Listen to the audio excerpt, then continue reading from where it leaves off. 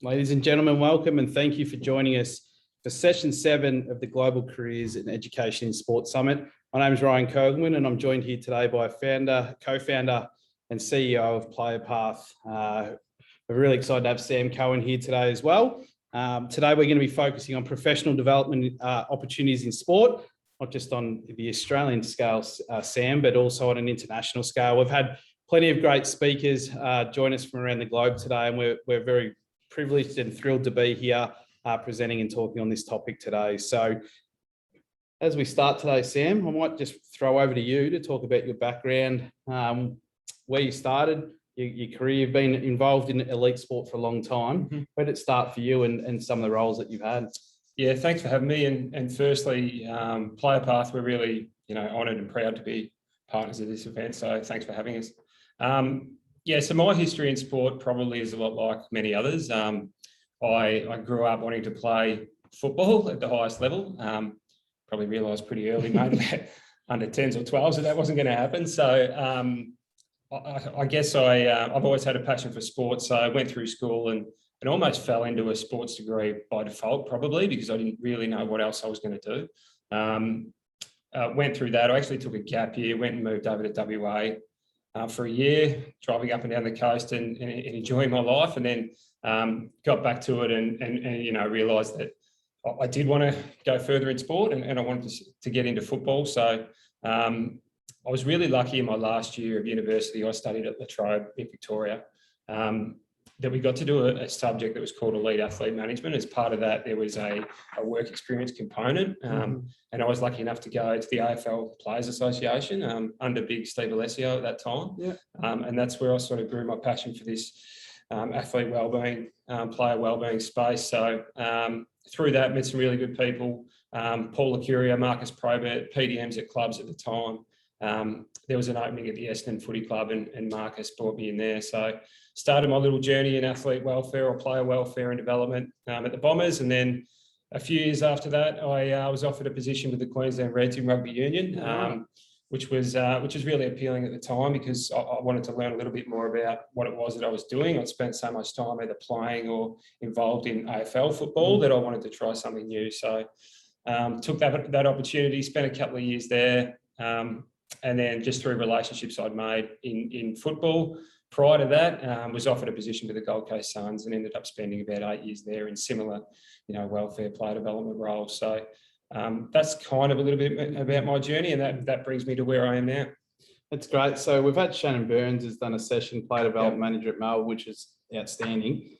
Talk us through some of the roles and duties that you would have had working with players and probably some of the things that you see that are really good, and then some of the areas that you maybe see as gaps in the market where players sit at the moment. Yeah, I think Shannon summed it up really well that no one day is ever the same when you work in athlete wellbeing, athlete welfare, and what you'd hope to get done in any given day or week or month can get pretty significantly derailed by an incident or something that arises with a player or whatever. So I really love the different nature of it. You never really knew what was going to happen, and to support people to achieve their dreams was something that was super appealing to me and something I really enjoyed. So yeah, it's a great role. It's a challenging role. It's not a 9 to 5. You get phone calls. We've heard that a lot today. Well, nothing in sport is, I don't think, but especially in those roles, because you're managing not only the athletes and you're sort of a conduit between the club and the coaches and the athletes, but you're also managing their families and parents and all those kind of things. So there's a lot that goes into the role, but as Shannon said, it's a seriously rewarding role. But it's a lifestyle more than it is a job. Yeah, absolutely. And it probably takes us to the player path component. You've spent 15 odd years working with athletes at the highest level, and your business partner, Michael Riscatelli, who is a legend of the AFL at the Brisbane Lions and the Gold Coast Suns as well. You developed a company called Playrpath. Run us through what that is and why you started that. Yeah, first of all, I'm not sure Rish is quite hit legend status, but he did pretty well. So, yeah, so my time with the Suns ended at the end of 2018, and I had to make a decision then whether I wanted to stay in sport, and that probably meant another move into state. I'd met a Gold Coast girl, and we've now got a couple of Gold Coast kids, so that wasn't going to happen. So there was an element there of, I really love what I'm doing. How do I stay involved with that, but also, keep living where we want to live? And that's how Playrpath was born. Myself and Rich have been talking, or Michael, sorry, we've been talking for a long time about how the transition of athletes out of their chosen sports, and not just football, but any sport, how that could be done a lot better. And what can we create, or what can we change to make that process smoother and easier for the athlete? And we went through a number of different models as to what Playrpath could actually look like. What we ended up coming up with was something that was really scalable. That was a key for us, that we wanted it to be scalable, and we wanted to be able to transcend sports and codes, individual sport, team sport, any sport where an athlete has to transition out and then find their next job or placement or whatever that is. How can we support that? And Playrpath became this platform. The best way to describe it is a platform for where all an athlete's professional development lives. So that includes, a database of education, access to mentors, both in life and in business, access to alumni that can support them in that journey, and then access to a really sound network of corporates that want to support that transition, through either they might be internships, leadership roles, mentoring, whatever that looks like. We just want to create a space that allows an athlete to keep all those things there, that they can, improve that transition out. Yeah, that's really important. And I think, look, from that point of view, it was really important for us when we came across this to look at implementing things like that with some of the athletes that we work with, and something that I think will be adopted really well. And I mean, I know that it already is in that pilot stage at the moment, but it's a really exciting platform. And I think today, like our session based around professional development opportunities in sport for some of the athletes that have tuned in today, for people that are working, I think a lot of this is adaptable to all of that, which is really important. Yeah, I think another point there to that is we want transparency too across what the athlete's doing. So, we want to empower the athlete to take control of their careers, post sport. But we also want those people, so whether it's their management company, whether it's their players association, whether it's their parents, whether it's their coach or their PDM or player development manager, we want them to have visibility on that platform too. So the player can invite those people to be involved. So every stakeholder that should be supporting an athlete through that transition is involved. Yeah. That was a massive piece for us as well, because in the past they've operated in silos. There hasn't been enough communication, and we wanted to bring that into the one place. So that's very exciting, man. It's really good. Tell us about your background, Ryan. Wow. Where do I start? Ryan as a young kid. Yeah.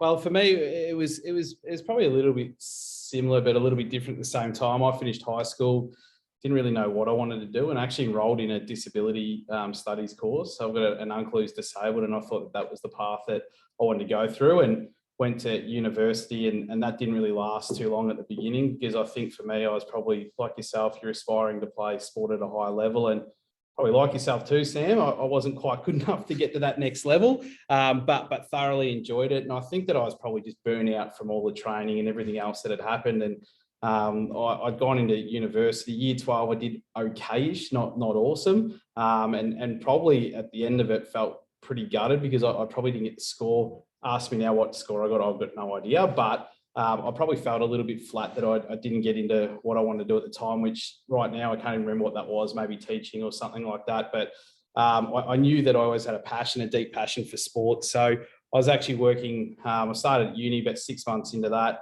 And they used to have these delicious chicken drumstick things there, which were great. I probably used to go to uni more for that at the beginning, but I soon realised after that, had friends that were going to university and friends that were getting jobs, and that was, what am I going to try and do? And as an 18 or 19-year-old, you're sort of looking for a bit more direction. And I was probably lucky at the time that I had an injury in sport, and I had a really good coach and mentor from a while back.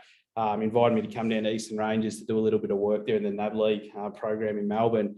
So started off doing some communication-based work, which led to some part-time work, but then got into coaching and talent identification. And from there, transitioned to Richmond for a little bit to do some recruiting, which was a really good experience. And then an opportunity arose to come up to the Gold Coast. I left Melbourne about the age of 22 or 23 and worked up here in a few different roles. So originally with game development with AFL Queensland, and then went across with Labrador in the NEFL program there as the general manager there, which was a really, really good learning experience for me, supported by some good people there. And at the same time, you've got to almost be a bit of a one-man band at times too. So I had some really good mentors and role models. And I probably, when I moved up here, I always had that ambition to get into player management because I love working with players and have that genuine care like you do, I guess, in some of those areas to build that connection and to try and help. So I actually left the AFL at the time to focus on running my own business. Now, the sport bit I had probably didn't have the piece around the business acumen at the start, and made a heck of a lot of mistakes early. The sports core business stuff was good, but in terms of working through everything else, not so great. So I engaged in a few, really good mentors that have helped me through that period as well. And probably, really started to invest more, went back to do some additional study and really invested heavily in learning from people that I knew had been at that higher end level, like a few sessions today, knocking on doors, asking questions, looking at opportunities to sign up for webinars or to go into other classes to learn more and more and more so that it could become a bit more worldly in that. And from there, we started off in sports management and did a few other things. Now it's sort of grown to a bit of a bigger business portfolio. But for me, it's that underlying passion like yourself, Sam, to help other people. And, I guess sport's the vehicle for that. Yeah, I think we found that ourselves with Playrpath, that building a business in sport, we've got the sport background, so we get that bit really, we can get that bit, but the actual building of the business is quite challenging. So those mentors were massive for us too. So you spoke about RDK Sports International. Some people know you for your athlete management, and you touched a little bit on some consulting stuff that you do. What exactly is RDK Sports International? It's a great question, Sam. I don't even know what it is because at times I feel like it's evolving pretty quickly. But it's really like for us, we've got a few core businesses that sit around that. So we've got our athlete management, which we've got about 100 athletes that we look after from emerging to professional across a range of different sports, which is something that we've got a really good team that is based around that, and something that we're really passionate about because we've you talk about some of those intangible things where it's not just about going, geez, you see them run out and play. It's them buying their first house, helping them through a loss or something like that as well, where you build those deep connections. So that's one part of what we do. We've got a sports consulting arm that is grown pretty rapidly, where we do a lot of work here in Australia, a lot of work in the USA with a lot of professional teams over there. And national sporting organisations, and then some other bits and pieces that fit within that consulting umbrella for sport attraction, facilities, and a few other bits and pieces. And then also too, among a couple of other things, we've got a really underlying, passion for professional development. Yep. So part of that was working through the global sports PD network. We've taken groups to America. We've seen a few of those guys at the Lakers where we've taken groups over to learn, but also being able to implement different webinars and programs that we run throughout the year to offer, value to people that, want to keep learning.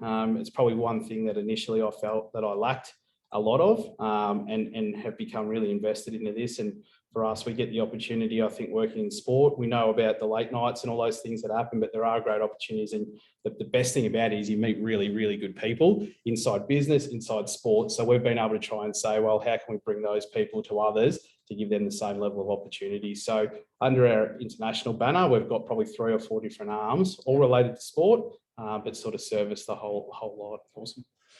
Which is good. So I guess for you, Sam, looking to perhaps begin, like when you went back and you spoke about doing a course and going through that, I mean, education, we see a lot of education partners on this. I spoke about my pathway. It didn't work for me at the beginning, and then I went back to further educate myself. What about you and your education piece? How important is the value of education, and what opportunities are there, even through some of the partners that we've got with this program, to go out and study courses, etc. Yeah. Well, clearly it's critical, and it's I suppose the first stepping stone into, the world of sport, if that's what you want to get into. I suppose my story is pretty common in terms of, finish school, go to university, then move into, the career that I wanted. It doesn't really always work that way. And I suppose my advice for those out there is if you are in one of those courses, sports management courses at the moment, is to really narrow your focus on what it is that you love about sport and what it is you want to do. For me, it was supporting athletes and supporting people. So, what are the jobs in that space and who can I get to know?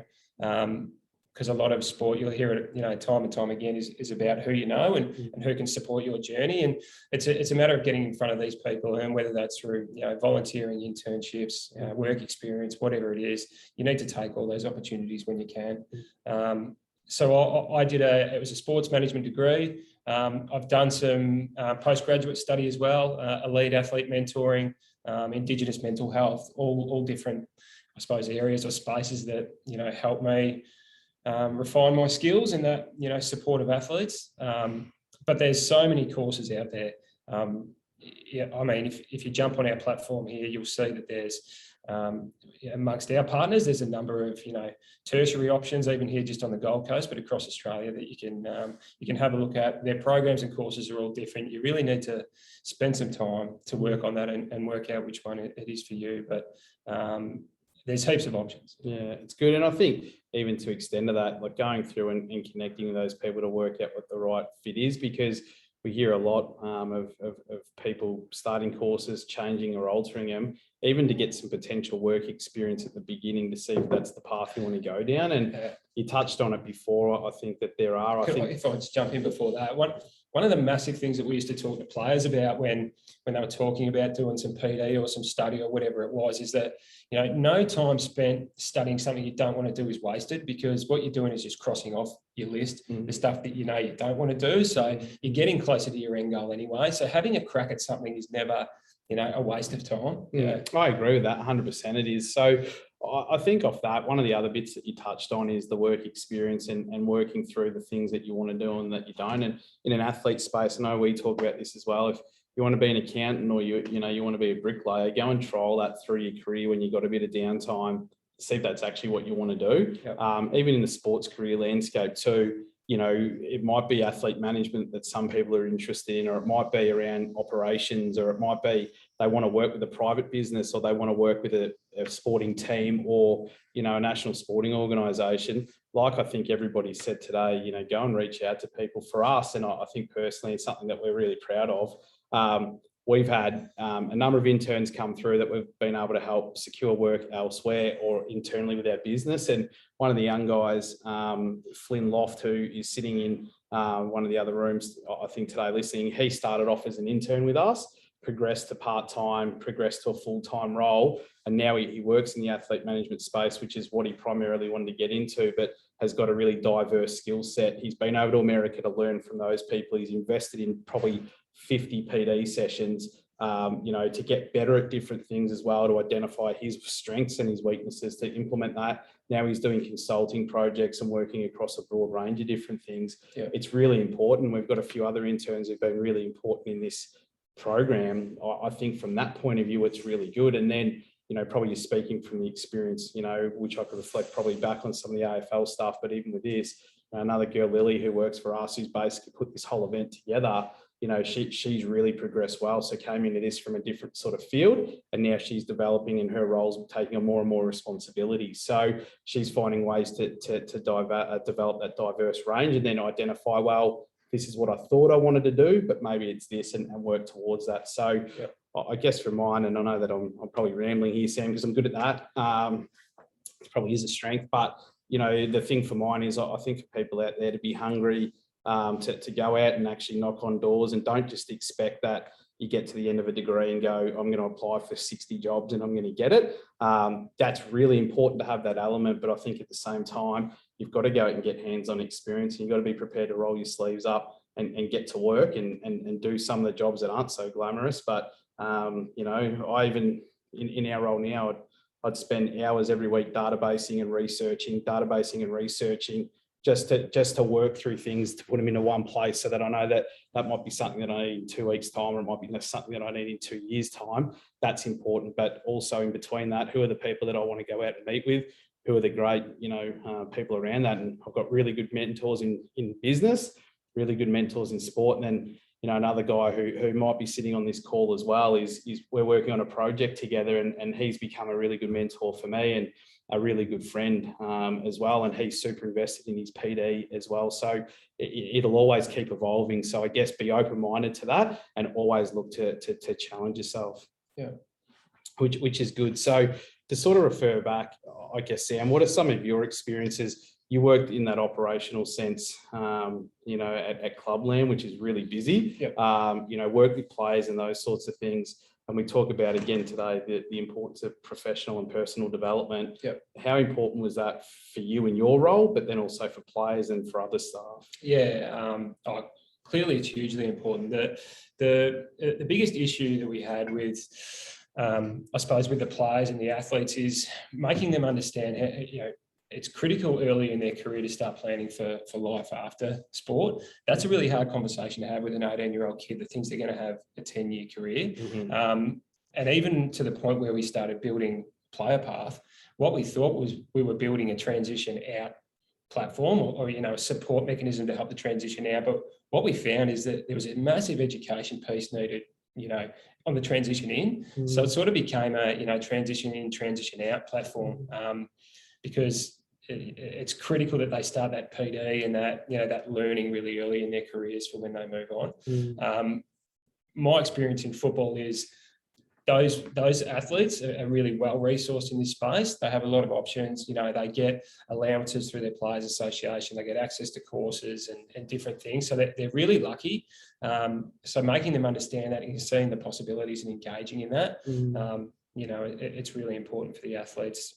I suppose, on their transition out of the game. But again, like I spoke about before, without trying things, they don't know what they want to do once they get out of the game. And when they do leave, it's too late at that back end. You end up wasting another 2-3 years of your life, not knowing what you really want to do. So, there's certainly challenges with it. And there's, clearly barriers to access to some PD.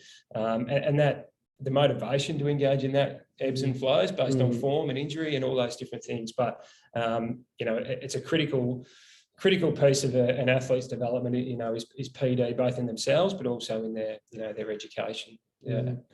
It's a great question. Look, guys, as we keep rolling through this, if you do have any questions, I'm not sure, there might not be anyone on there listening to us. Oh no, there's a few hundred on here, which is good. So if there's any questions that come through, feel free to throw them through. I think there's some that are starting to filter through at the moment. Probably before we jump to that and we wrap it up in a little bit, you've worked in sport for a long time and seen some really cool things, seen some things that challenge as well. What are some of the best experiences? If you had to sort of knuckle it down to one or two different things, what are some of the best and most fulfilling experiences you've had in sport?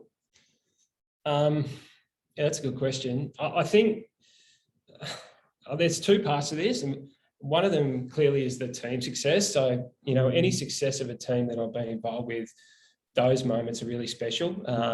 Unfortunately, I had more of those in rugby than I did in AFL. I spent 8 years with the Suns in their infancy, and we didn't win often. But my time in rugby, I was really lucky. I got to the Queensland Reds right at the back end of 2010. We went on to win the Super Rugby Championship in 2011. Now, prior to that time in 2010, the Queensland Reds had years and years, decades of, I suppose, poor seasons and poor performances. So I came at a really cool time, and to watch a young group of players achieve what they did was amazing. And I've got, lifelong friends from that time. Then also to watch players realise their dream, to debut, whether that be rugby or footy or whatever it is, to debut, to play one game, to play 50 games, to watch their parents and families and everyone enjoy that was really special to me too. And then the third part is actually watching what they do when they finish up playing. So to see guys be really successful off field gives me a massive buzz, because I played a really small role in that, but it's awesome to see when they go on and go on to do amazing things. So they were probably the highlights for my time in sport. What about you? Oh, I think I guess in a couple parts. In the athlete management, there's a lot of highs and lows, not just for the players, but I think in our industry too. and some of them are, pretty straightforward. Some of them are a bit more, complex. I think there's a lot of really special moments that have happened with that connection and relationship across all of the things that we do, with players. And that might be when they purchase their first house or they get drafted, how much work's gone through. And then on the other side, it's when they get delisted, that roller coaster of emotion that happens then, or they retire, but then to see them go to that next phase of their life sort of picks that back up again. So there's been a lot of those really cool things that have happened within that space, I think. But, a couple of things that stand out for mine is probably witnessing, in the athlete management space. There's been a lot of those, but my brother-in-law played in 3 flags at Hawthorn, and being part of that, I guess from a professional side, but a personal side, was really special. And then the next piece to that, I think, working so hard over a long period of time to build and sustain the relationships in America, and the opportunities that have now presented, some that we've worked on and delivered on, some that we're currently working on, have been massive, as well. So they're probably a couple of things, but I reckon as a team, and you spoke about team success before, we're really lucky with the people that we have around. And I'm not saying that because I think they're probably listening to, and they're probably not listening to me, but at the end of the day, it's really important, that you have that team success. In the last couple of years in particular, we've delivered on some pretty big projects, and there's been some really cool outcomes with that. And that's stuff that, I think it's hard to articulate in that, because you can talk about a range of things, but it's those moments that I think are important, and you've got to be able to celebrate the wins, not just the losses. And there's way more great experiences than bad experiences, but those bad experiences are the things that help you get stronger and become more resilient to actually get better. So you asked me before about the importance of PD for an athlete. And I know that you've had the opportunity to build a lot of PD programs for coaches, sports administrators, those kind of things.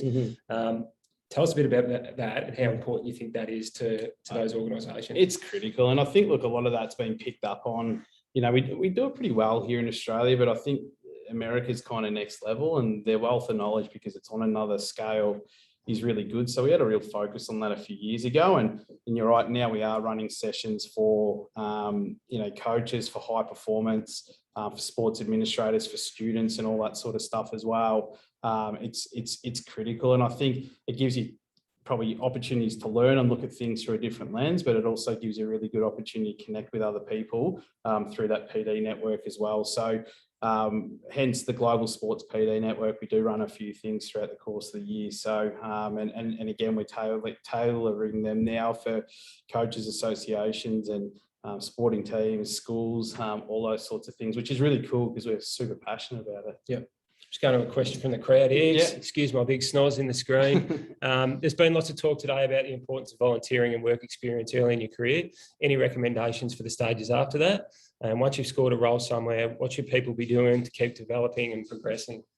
It's a great question. So well done. I think from my perspective, it's actually engaging in as much of these things as you possibly can, getting out to see and learn from other, I think, environments to see how you can adapt that. So if you're working in the AFL landscape, what could you learn from netball or soccer or basketball, or what could you learn from the local fish and chip shop? And I know that sounds kind of crazy, but there's also always things that you can adopt from other people to bring that in, and you've got to have that eagerness to learn, to then develop. And like a few sessions have said today, if you've got aspirations to you get in at the entry level, but you want to be a GM or you want to be a CEO one day, what are the things that you can actually do? I think we've got a session with David, the CEO of the Brisbane Roar, coming up later today.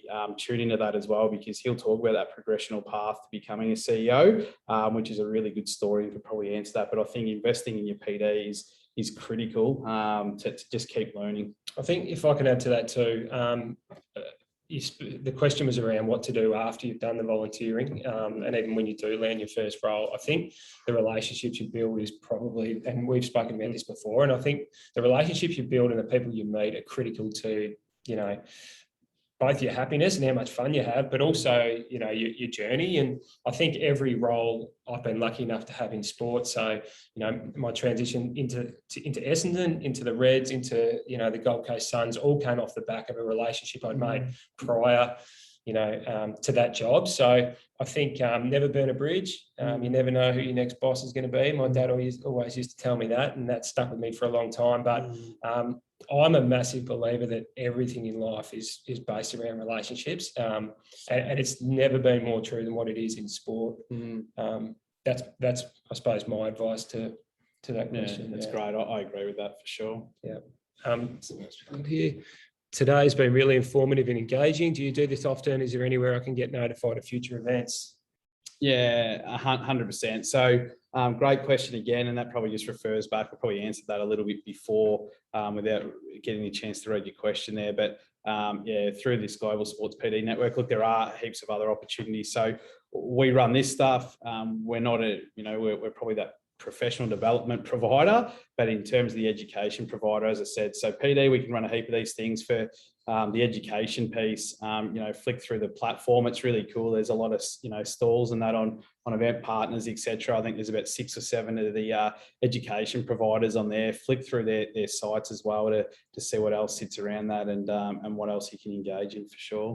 I reckon I'll be interested in your thoughts on this, but I think one thing that this COVID-19 pandemic has done is both good and bad. It's created, an opportunity to get PD from places that we've never been able to before, but it's also created just a massive, all these opportunities and different things. So I think it's important to spend time defining what it is that you want to get out of PD, and then choose really carefully. Because there are a lot of options and there is great accessibility now. But the problem is everyone can run a webinar and there is, a lot out there in the market. So just be really careful, but really sure about what it is that you're trying to learn. Is there another one on there, or we got through them all? That's it. From there. So look, feel free to throw anything else through if you've got them to come through. But I guess from my point of view, Sam, and probably to start wrapping it up, it's been really good and really insightful to learn more about Playrpath and your background as well. I love talking and love listening as well. So I guess for you, reflecting back on everything that you've done now, what advice would you give to anyone looking to work or progress their career in sport? Exactly what I've just said. So, be really clear on what it is that you want to do. Find those people along your journey that can help support that, create relationships, get out and meet people. I know you've heard it 1,000 times and you're probably sick of hearing it, but volunteering and internships are critical and they're so important because they give you an opportunity to get out there and meet people and show people what you can do and just enjoy yourself. Yeah, that's great. I think from my point of view, all the things that you said there, I think for 2 parts, if you're looking to work, if you're looking to finish up school in the next couple of years or at uni, or you're studying a course relatable to that, or you're looking to get in the sports field, certainly trying to connect. LinkedIn's a really good business tool if you're onto that or you're into that, to try and connect with people. As I think Nick and DJ said before, not hitting them up saying, can I have a job with you? Asking them questions or trying to say, can I grab 30 minutes of your time on Zoom just to fire a few questions away to do that, because, that will help you build relationships in that network. Get out there and get your hands dirty for sure. And I think for those people that are in a work environment, maybe trying to look to progress or something as well. And I actually had a conversation on the phone with a good friend of mine yesterday who's actually looking to progress in his career as well. And I said to him too, look, you're in an environment where you've got a CEO, an operations manager, you've got all these high level people that are really knowledgeable, really successful. Have you gone and lent on them and asked them and said, look, can I get more involved in another area? Or can I actually bounce off you once a month and have a coffee and use you as a bit of a mentor? Because what that does, again, is it strengthens relationships. Yeah. You get a better understanding of what's actually required. They'll help you identify your strengths and your weaknesses, and then actually put an action plan in place to get better. And I think even for athletes, you always talk about that and feedback and looking at ways to improve different parts of your game. It's no different to people that work in any industry really, but in particular in sport. Always be looking at ways to get better, looking at ways to improve. And I think, this is synonymous with sport, but looking at ways to be a really good teammate. Yeah. Finding a mentor is one massive one that I didn't speak about and you've just brought up then. Finding a mentor can be probably the most important. It's right up there in terms of its importance. Yeah, I was really lucky to have a great mentor from my time at Essendon in Lee Russell, and I'm still confident now to pick up the phone and call her if I need to about, career, life, whatever it is. And having that person, and I've had many more along the journey, having those people to be able to pick up the phone and call and speak to, can really give you great clarity on, your direction and where you want to go. Yeah, for sure. So look, guys, I think that might wrap it up. I don't know if there's any other questions that we've maybe scrolled through or missed there, Sam, but well, look, we really appreciate you giving up your time. We've certainly had a great time. I've had a great time chatting today. We're coming up to wrap up one more session after this with David, who is the CEO of the Brisbane Roar, and he's a terrific guy, and his pathway has been a little bit different too. So make sure, I know that at the end of the day, everybody can get a little bit tired, but he's certainly well worth listening into. Jump around the platform. You've got access to that. So if you want to go and rewatch a session that you haven't learned, or you sort of think, geez, I maybe could have got one more, or I missed the point, go back and listen to them. So you're going to have access to that as well, and look at that too. I guess from our perspective, for anyone that is looking for work experience or those sorts of things, we're always open to having a chat and doing that as well. So I think info@rdksports.com.au. If you want to connect with us, one of our team members will get back to you in terms of those sorts of things. I also think as a follow-up to this, and we've spoken with a few of the speakers, I think we're actually going to give up a day or some time over a couple of days to set up Zoom sessions for maybe 20 minutes of just a brief chat and conversation piece. And I think, Sam, you're open to doing that as well. So if you want a bit of one-on-one time with us and some, I think DJ from the Lakers is another one. There's a few other people that have sort of put their hand up and say, yep, we'll do that. We're going to send something out over the next few days or over the next week that'll give you an opportunity to do that too. And I guess the other benefit being part of this too, there's going to be some pretty cool prizes drawn over the next few days. So stay tuned for that. Hopefully you're one of the winners. Thanks heaps. Well done on investing in yourself. And thanks for being part of the Global Careers in Education in Sports Summit. Yeah, and just in closing too, if there's any athletes out there that want to have a chat about their transition and what we're building with Playrpath, we'd love to. We're probably about 4 weeks off launching the pilot, which is really exciting, with some national teams, some NSOs, and also some international stuff and some US collegiate stuff. So it's really exciting time, and hopefully we can support you as well. So thanks for having me, Ryan. Yeah, and I'm going to jump in and say one more thing. Yep. So all of the people that have been involved behind the scenes getting today organised, to all of our teams, to all the other event partners and everyone else, thank you very much. It's greatly appreciated. Thank you. Have a great day, everybody.